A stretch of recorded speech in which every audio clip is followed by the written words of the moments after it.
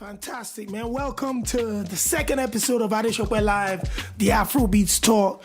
And I'm your host, Adesope, aka Shopsy Do, the Energy God. And I've got the producer in the background, Mr. Manny Ade, making sure everything not only sounds correct, but looks correct too. What's going on, bro? Hey, man, you already know the vibes, your boy, Manny Ade. Man, I'm just glad to be here with the legend himself, man. Listen, we did the first episode. Shout out to everybody that's kind of like giving us feedback. I know people were talking about the sound, but they love the concept. We're instantly over 1,000 views on YouTube already. Lit. So instantly it shows that people been waiting for stuff like this, and I'm excited to be back. Just breaking down one of my favorite topics in the world, the Afrobeats, Afropop culture, and catching the headlines for things that have happened in the last 1 week. So we're back at it again, and we'll be looking at some of the headlines this week that have caught my attention, and I can share my thoughts on it. Manny, what's going on? What are the headlines that we're going to be chewing into today? Man, look, this week alone, just a few days, I'm not even going to lie, there's been a lot that's been happening. Man. Crazy. It's been a minute. Been crazy, but in the past week, we got your boy Rema. Hey, Rema doesn't usually... What he did this past week, he doesn't usually do. He went off on a rant. As in a serious rant on Twitter. And what was the back? Do you know the background behind the story? To be honest with you, I think what I saw was exactly what everybody else saw, which was, Rema started tweeting, and he was getting emotional. He was putting tweets out talking about the fact that, talking to the young artists that don't let these people put us together by force and then pit us against each other later on. He started talking about, they're new generation artists. Let's be friends genuinely. Don't let these people forcefully make us friends just to prove healthy competition and make us enemies for their own entertainment. I swear I love y'all.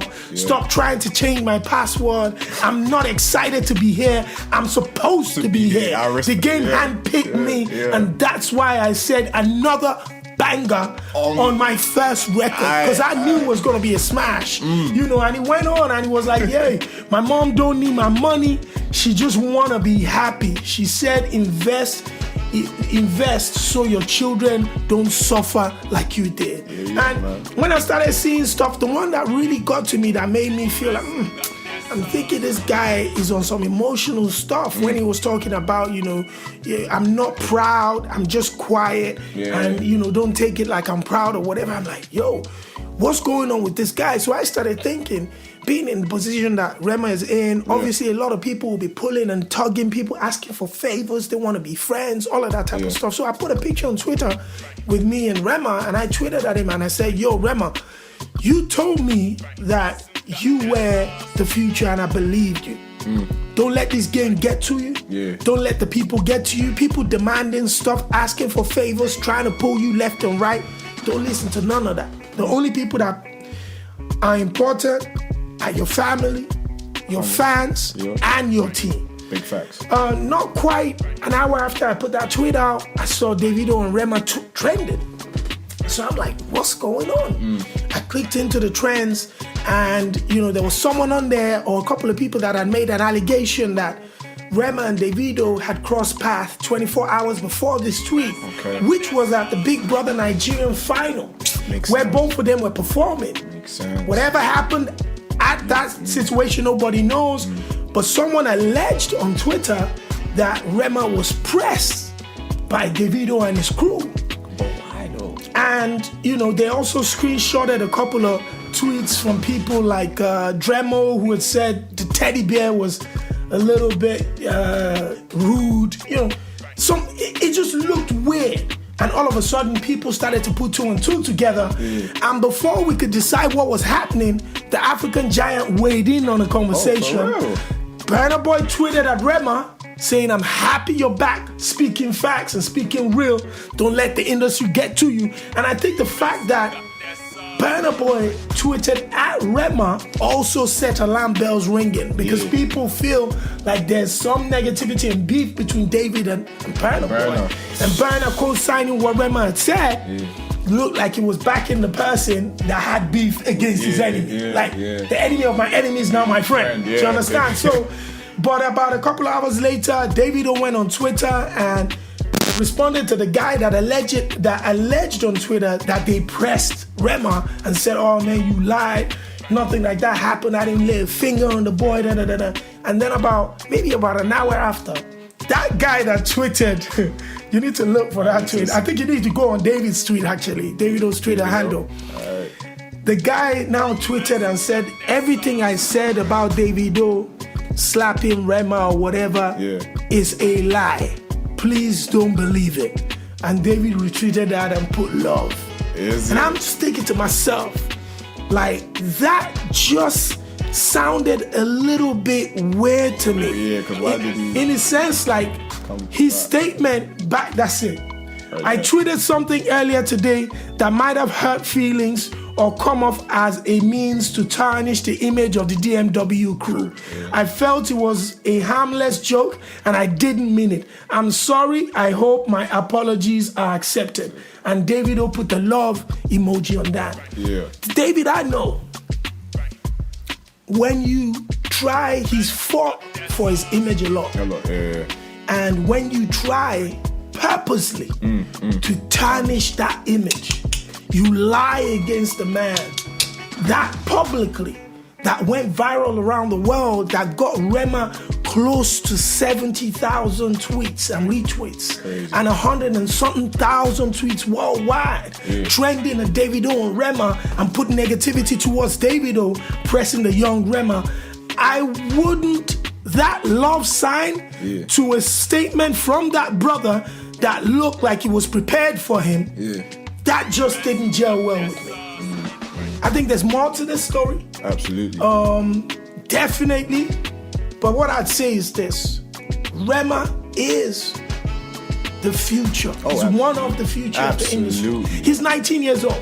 Serious? Wow. He's only 19. He's crazy young. So crazy young. People like David, who's gone through what Rema's going through now, I believe understand some of the pressures that he might be facing. And he probably would be best placed to even advise Rema on how to maneuver this industry. Yo, Davido's been in the game for a minute. He's an OG now. Too many sharks in this game. Too many sharks in this game. Too many kind of like fake friends and all of that stuff. But I didn't want the energy that I got from Rema, the negative energy, the fact that he felt like, you know, there was something wrong in the industry. He wasn't happy with the friendships and the relationships. And people have to understand this is a 19-year-old kid. He just became successful exactly about a year ago. So he's not built for this yet. So his attitude, as they say, might not be what you expect. He's Clean still and growing. polished. He's young, man. He's even still growing. As a man. You know? So people need to understand that. But I was quick to go on social media, as well as a lot of people, just to show support for Rema, because the last thing we want is somebody so promising to lose interest and to be disappointed and scared and step away from the game. Do you understand what I mean? So whatever happened there, which seemed like something happened, I hope, you know, the parties get it right. Patch it up, man. And they sort it out, and that doesn't happen again. We don't need no beef in the, especially in the Afrobeats. Nah, come on. We've seen what happened in the dancehall communities, the grime communities, the hip-hop worlds. The last thing we need is Afrobeats to turn into a gangland. We're too happy, we're too vibrant as people, man. What's the next one? So on the next thing, the next thing on the agenda, this one, oh my gosh, is definitely gonna light up everyone's headphones right now as they listen, because Casper, he responds to this troll on YouTube, on Twitter. He goes by the name of Slick Talk SA. He really has Mr. Slick Talk SA. And basically Slick Talk was just running his mouth. He called Nasty C's girlfriend a gold digger. He went at Black Coffee, his wife, and just he went off everyone. So that was a crazy one this past week, man. The only way I found out about this was because Casper retweeted that video, and I was just as shocked as everybody else. This guy, like you said, Mr. Slick Talk SA, I let you listen to it, and your mouth was open wide. We're gonna play a little bit of it as well so people can hear it. But this is Slick Talk, and I'm back with another video. So today I want to talk about Nasty C. Nasty C is in love with a gold digger. He is in love with somebody who is a natural born failure. See, Sammy Heavens is somebody who has achieved absolutely nothing in life. This is somebody who has done absolutely nothing for herself. This is somebody who has been eating off her parents. This is somebody who has been eating off Nasty C for years. I want to talk about value.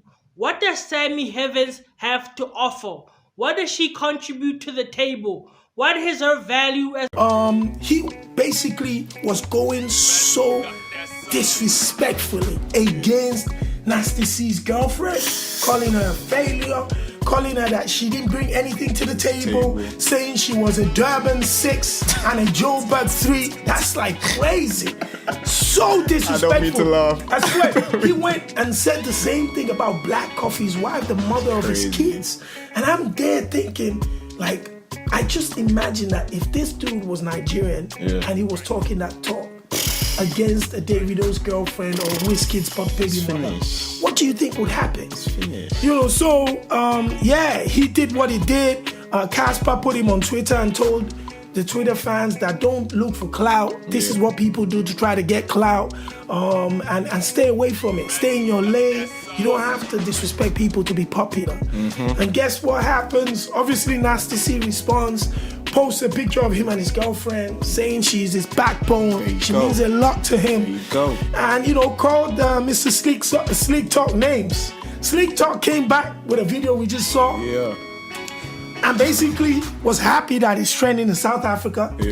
And said, and he said Casper was basically, he said Casper had no talent, was done, his music was trash, and wanted to jump on every trend to continue to be popular. Sleek Talk was even saying that he ain't got time for no internet niggas.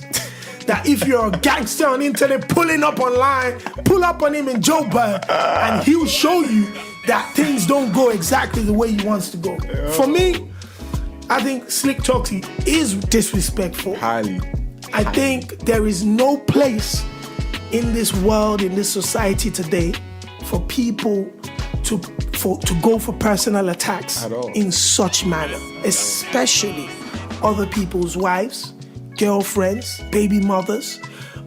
If what's her name now? If Nasty C's girlfriend was in a public capacity where she has a business that requires criticism, and you criticize that business, you're fair to do that.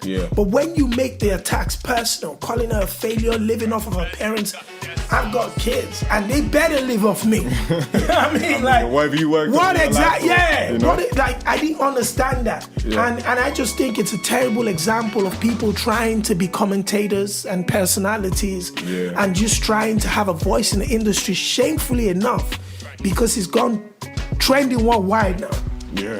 He's been given a mouthpiece. He's been given a platform to speak. And we will be hearing a lot more from him. And I think we will be disagreeing a lot more with it. Let's just put it that way. Yeah, most definitely. But you know how you need to go about these situations. You just don't give them airtime. He will still be speaking for sure, but just don't give it attention, man. Just don't give it no attention. This was just so shocking. I know. When I heard it, I was like, what is this? But hey, you know, that's the world we live in. A lot of people want to be internet personalities. They want to go viral. They'll say anything to get attention and for clout. They'll disrespect their own mothers if they have to. It's crazy. Yeah, it's crazy. South African 6ix9ine. Going from South Africa, I think we're heading into Nigeria now. Yes. So you already know the vibes. BB Niger. Hey man, look, we got a winner in Lakon. Hey, big ups to Lakon who won BB Niger's finale for 2020. It was big. The funny thing is, I never followed it. It wasn't as if I watched it or followed it closely. But because of the attention it got online and the social media influencers that continued not only to share little clips from the Big Brother house, but also to publicly support people like Lakon, Nengi, Dorothy, and, you know, the list goes on. It made them household names to even people like us who knew nothing about it. Yeah. But the little we know about Laycon is that before he went into the Big Brother house, he was a musician who wanted to increase his profile so he could help the music business grow. He went in at about 5,000 Instagram followers.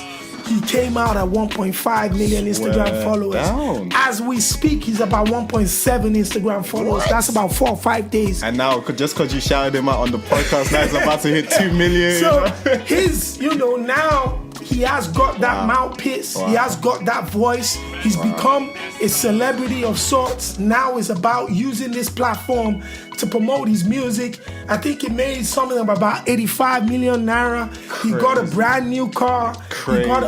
So his life has changed. Hey, I might just have to hop on the next season. Listen, what you need to share with the world, being on the Big Brother house, a lot of people might not be able to live with that. I purposely told people like, we need to be careful. As much as we celebrate them now, let's make sure we prepare platforms to support them when they need that mental assurance and support, because what they're experiencing right now, no matter how much they try to plan for this popularity, you can never get ready for it. And for me, we've seen a couple of ex-Big Brother housemates in Nigeria that have broken down on social media in the last 2 years. Breaking down mentally, crying for being attacked on social media. So things can change swiftly. Yes, you are being celebrated. Tons of hundreds of people are meeting you at the airports right now. They can't even go into the radio stations without fans hollering outside. However, it can change like this. In a second. And I think that's what they need to get trained and advised and protected around. And I hope all of the people that went into the Big Brother house, especially the winners, they find our support. But shout outs to Laycon. We know he's a musician. We're waiting for great music. Let's put it that way. Yeah, man. Laycon, big love from us. And success to you. Again, take care of your mental health. All of that good stuff. Blessings to you, family. But yes, so this past week you interviewed somebody on Instagram Live. Kwame Eugene. I interviewed Kwame Eugene. And guess what? I also interviewed Stonebwoy. Shit. But, the Kwame Eugene one was that was done on Instagram Live, talking about his brand new album, the process of getting it there and what people should expect. But one of the interesting things about Kwame is I never knew that he produced, mixed, mastered, and wrote his records. Damn. He was everything. So all the bread is coming right back. Yes, and he's saying that he started to do that because he couldn't afford to pay expert to produce and mix and master his records for him at the time. So he developed a talent that has now become part of his business. And the reason why I highlight that is for musicians, young musicians out there who always complain about the fact that they don't have the money to support their music and do whatever it is and create studio time. Look at whatever you can do for yourself first. Absolutely. Before you try to look at what you can afford outside of that circle. Absolutely. Kwame Eugene is an example of that. Now he's become a superstar in Ghana and around Africa, about to drop a brand new album. But he possesses all the basic skills to create a product. The next thing that's required is now helping him market that product to the rest of the world. Now you can find support. Now you can look for finances. But at least the creation doesn't have to cost you a penny. And and he was nice enough to give us a little freestyle of up in gate, then go up in ghetto with his piano as well. He plays the keys too. Crazy. So multi-talented. Yeah, multi-talented. So shout out to Kwame. The interview was fantastic. And he had a lot of people watching as well. And then I had a Zoom private interview with Stonebwoy, which will be dropping on here really soon. And that was mind-blowing because he spoke about the beef with Sarkodie. He spoke about the sound clash with Shatta Wale.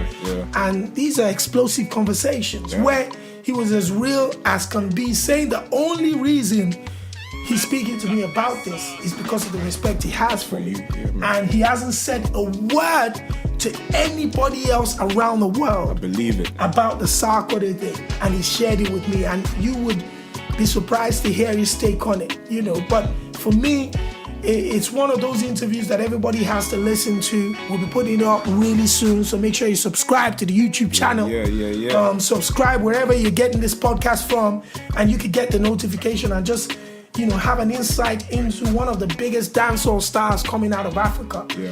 The competition in Ghana and the rivalry that had become, you know, had been poisonous in the past, but now has found his way into positivity.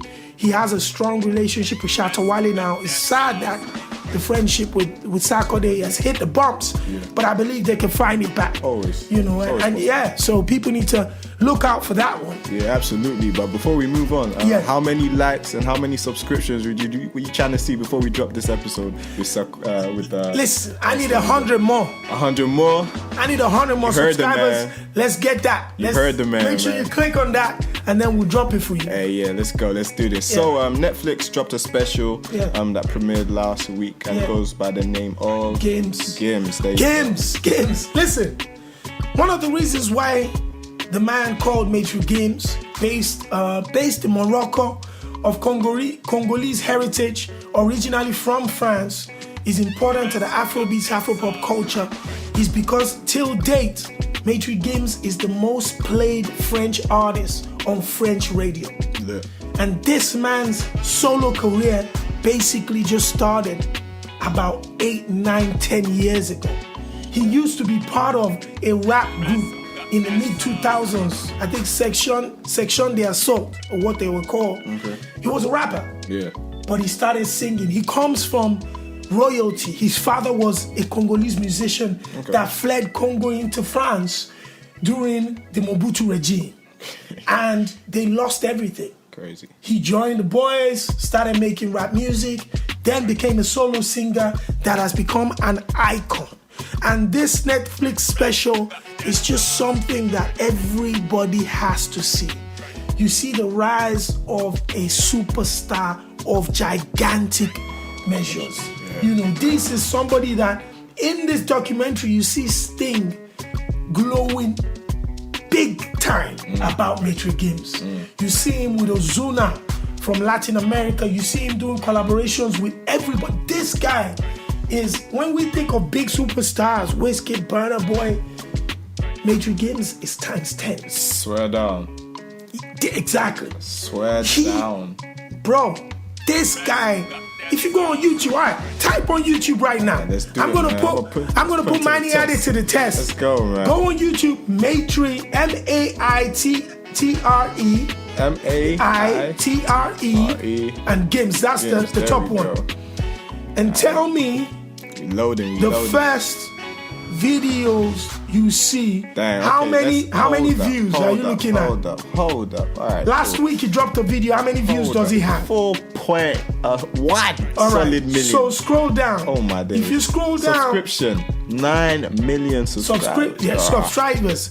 So Grims, 475 million views. 300 million views. Whoa. 240 on a regular. Now that's a bad day. It's 39 million views. Exactly. So you understand what I'm talking about. Okay, no, he's a monster. You see, 351. All in the 100 M's. Yes. That's crazy. Yeah. So now we need to let people know that yes, we have African superstars from Nigeria, but we possess some African monsters elsewhere. Maitre Games is from Congo, raised in France, but based in Morocco right now. But he is the first African artist to have a headline show at the Stade de France in Paris. 70,000 screaming fans. That is crazy. His younger brother's name is Daju. That's another popular star. Yeah. Who, you know, so these guys, I think you have to see the next Netflix special. It just shows, you know, the different talents that we have. Speaking about Netflix special, I know Zulu Man in Tokyo was also shown, which is Nasty C's trip to Tokyo and just blending with the hip hop flavors in Tokyo and just vibing with the Japanese crew. Yeah. And it was really nice as well. One of the reasons why I like that Zulu Man in Japan is because it shows the extra heights that artists have to go to market themselves out of their comfort zones. So he travels to Japan, where most of the people he was making music with didn't even speak English. Crazy. But they connected on art. On art and music. And the fact that he went there, he was promoting himself in a different market outside of where he usually is. And it's about, and that's what it's about. When it comes to this music business or entertainment, you have to go out of your comfort zones to hit the markets that might not know about you, but have the potentials to make you a lot more money. Look at what Japan is doing in the gaming world. Who wouldn't want their music being played on any of those big games? You right. You got the right idea, man. So that's it. So that's why it was there. You know, so you need to check that out. Games and then Zulu Man in Japan. Those are 2 Netflix specials you must go check out. You know, it's for Africans. So we need to watch that. Most definitely. Yeah. Now, Burna Boy responds to a few Twitter fans' questions about joining the demonstration and living up to being the new fella. What do you think about that? All right, this is what I'm gonna say. So Burna Boy, a fan tweeted at Burna Boy that there was supposed to be a demonstration on October 1st in Nigeria. And they asked Burna to be a part of this to prove the fact that to back his talk in his music, his revolutionary talk in his music, and to prove that he's the young fella, everybody. First of all, nobody can ever be fella. Let's get that out of the way. Nobody can ever be fella. There's a reason why he has that name. He's fella. However, Burna. However, we also should identify, and this is for fans, listeners, people in the industry. I've been in that position before, that I was so militant, like, why are you talking about the problems in Nigeria? Why aren't you standing in the front line? I could be sensitive like that. But thank God for exposure and education. I found out that there are different roles for everybody. Absolutely. Burna Boy has used his microphone as a singer to call to action that there is a problem in Nigeria, and this is how we're going to address that problem. That's one job done. Now, some people has taken what he said in the music and decided to put that to action and go to demonstrate and vote for their rights. That is someone else's action. Some other people are in the background who know that those going on the streets to demonstrate a march, they need to promote and market those demonstrations. Burna Boy needs production money. He needs studio time. Some people dip their hands in the pocket and they fund those other parts of the job. So the people that are on the road, to make sure that whenever they're hungry, they have water, they have food in their pockets or whatever, and a Burna Boy can go into the studio. They are the financial backers. That is their job. Now, some people, like my brother Sheon Kuti, who is of fellas, ilk, and traits, can talk on the records, can walk on the demonstrations, can dip his hands in the pocket to fund people to keep doing what they need to do to fight for their rights. But not everybody can do that. However, every single department is just as important as others. I'll give you an example. During the apartheid fight, Mandela, Steve Biko, and all of the great icons of the struggle of South Africa who were fighting for justice in South Africa. Some of them were the faces. There were some people that bought them ammunitions.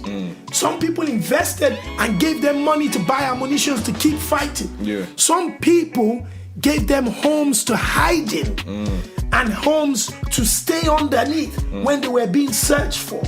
All of these different roles were part of the struggle, were part of the vital fight that created a change and a shift in culture. And it's the same thing with the Black Lives Matter movement.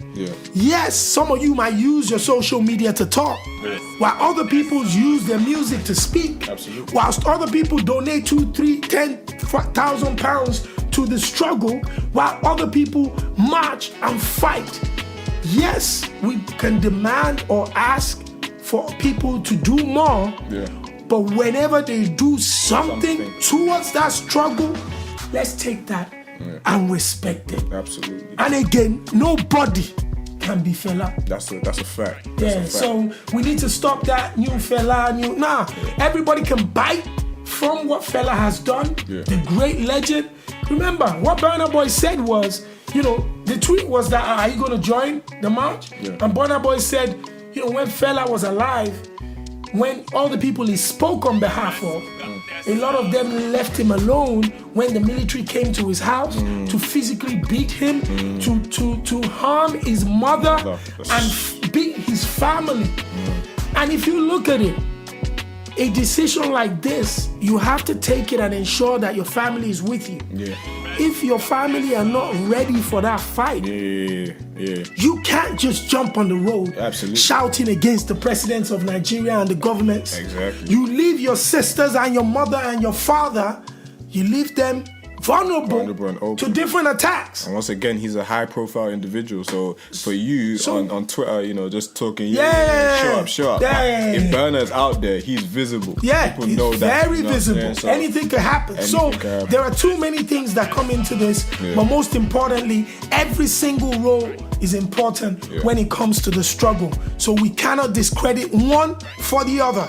Be it singing, investment, or marching on the streets. We need people to do one. Whatever it is, make sure you do one. And I'll leave with one quote. I was trying to find the actual quote, so I could quote it word for word, but I couldn't find it. But I remember Tupac saying how he may not be the one to change.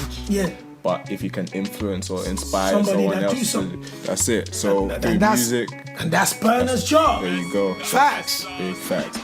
So we also got BBC One Extra. Yeah, man. Coming from Burna to another Burna. Another Burna, man. Look, BBC One Extra announced Burna Boy as a headliner for this year's event with Tiwa Savage amongst some other amazing performers. Listen, these are the moments that I live to celebrate, and I'm so proud of our culture, our musicians. The Burna Boys, Tiwa Savages, Wizkid's, Davido's, Yemi Alade's of this world. Coming from the P Squares, the Two Face, the Banjis of this world. Talk that talk. Who kicked the door down? Do you understand what I mean? The Mo Hits records. I'm telling you, bro, we need to talk that talk. The faces of this world, Plantation Boys of this world. Come on. We're talking about the Tribesmen, the Sasha P's of this world. We're talking about the Timayas, the Yanyas of this world, Flavor Napanyas of this world. Come on. This week, the news broke that Burna Boy was going to be headlining at the BBC prestigious One Extra Live. I think it was last year that we were about to have the first Afrobeats headliner in Wizkid in Birmingham. But just before Wizkid went on, a fight broke out in Birmingham where Krept and Conan were stabbed. One of them was stabbed or robbed or something, and they shut the whole thing down. So we were robbed of Wizkid headlining One Extra Live. But 12 months after, he came to his brother, another African giant in Burna Boy. Tiwa Savage, shout out to Tiwa Savage. She's going to be the first Afrobeats queen. Also performing at the One Extra Live. We need to celebrate that. That's incredible, incredible stuff. But for Burna Boy, he tells us this. That Afrobeats culture, Afro pop culture is now pop culture. Facts. Big facts. That's it. Done. Said. That's it. Like, there's nothing else to say. Boom. Because, boy, the minute I saw the list, I see everybody else's names, small, and then I see the big Burna Boy. The print was big. I'm like, the Afrobeats, the African giant has the headline spot. I think it's on the 17th or 18th of October. People need to check that out. If you scroll down on the Instagram page, you can see, the announcement. It was just crazy, man. That's it. One Extra Live. It's gonna be heavy. What day is it?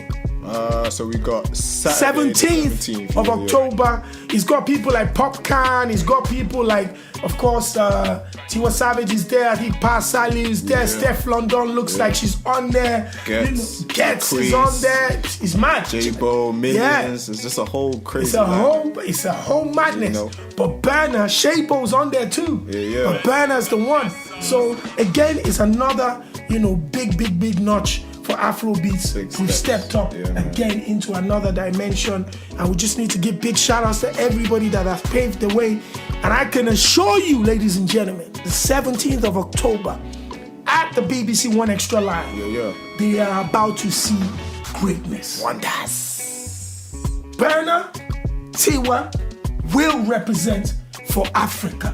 No doubt about that, brother. Amen. And the last on the agenda, we got Mr. Daju. Yep. Little Gims' brother. Yeah. And he's got a crazy lineup for the album, man. The features.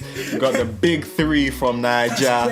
All on there. Talk to me about it. So this week, the new albums that have been released are Niniola, Colors and Sounds. It features the likes of Nonso Amadi, features the likes of Busiswa, Timbaland's production credits on there, as well as collaborations. And then we have Simi in, I think it's a Restless EP, Restless 2 EP, dropped a couple of days ago, featured Miss Banks on there. And then we have Daju. It's about 30 songs. These guys are crazy. I don't even... 3-0. However, just as you said in the highlight, the high point for me that shows and proves Daju's position in the music business is that it features three of Africa's biggest and greatest pop stars in Burna Boy, Davido, and Wizkid on this album. I started to play the Wizkid record straight away on my show. Like, I listened to the album, I went to the Wizkid record, it was banging. Went to the Burna record, that's slamming. Went to the David record, I'm slamming. So now I'm like, already I'm guaranteed to play three. Right off the bat. He's got one with Gaz Mayete from Congo, smashing. So, again, it just proves that if we collaborate a lot more, we bring each other into each other's markets, and the exposures become bigger. So it's great. Go check out that album. Daju, brand new album. Niniola, brand new album. Simi, brand new album. Those are the albums that are out right now that need review, that we've kind of checked out, and you guys can check it out now as well. And make sure you follow us on social media as well. It's very simple. Mine is Adesope.Olajide. Manny, what's yours? Hey, so mine is Manny Ade, but it's spelled quite unique. So it's do us the pleasure, bro. So it's MXNNYADE, Manny Ade. You already know the vibe. Shut down thing. This is the best Afrobeats podcast on the flipping planet, man. Come on, man. And big shout outs to the supporters. I'm talking about Factory 78, Afro Scene TV. Those are the family that are helping us push this as well. We'll be everywhere, wherever you can get your podcast. Subscribe and you'll be getting the notifications every single week. We'll be breaking it down right here on Adesope Live, the official Afrobeats Talk podcast. Let's go.